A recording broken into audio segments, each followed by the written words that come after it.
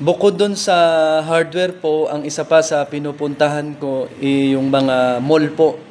Kasi sa mall po, ang madalas naman na mga ginagawa dyan is yung mga glass naman o kaya repair ng mga floor hinge, lock set, handle, alignment.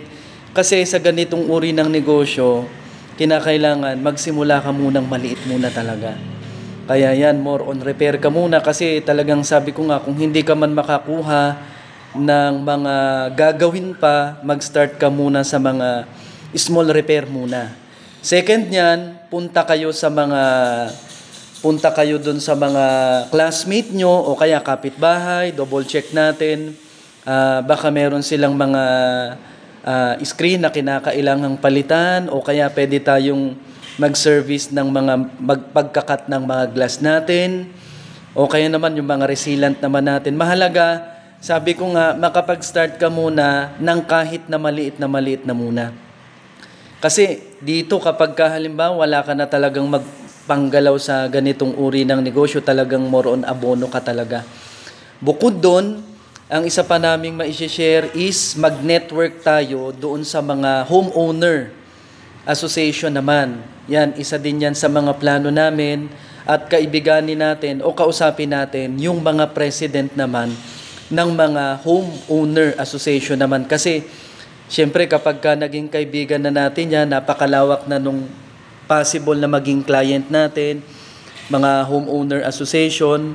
At ang pinaka madali sa lahat is pumunta muna tayo doon sa Facebook natin. Kumustahin natin yung mga kaibigan, kaklase natin.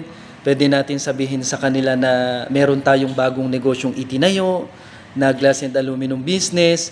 Second naman, yung sa cellphone naman natin, tignan natin yung mga contact naman natin. Baka meron tayong mga kaibigan o kaya kakilala na foreman, engineer, electrician, plumber, basta merong kinalaman sa construction, yan ang pwede nating sa mga prospect natin tsaka sa mga leads natin. At higit sa lahat, kapag ginagawa mo tong negosyo na to, dapat merong kang tinatawag na notebook. Ito yung magkakaroon ka ng Alumpreneur Journal.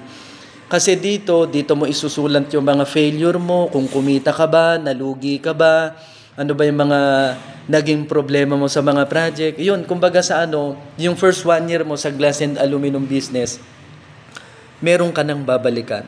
Yun lamang po sana yung mga tips namin, tsaka mga lesson learned na dapat nating matutunan, matandaan nyo pong mabuti. Para na sa ganon, magagamit nyo po ito sa pag-i-start nyo ng glass and aluminum business. Maraming salamat po at God bless po sa ating lahat.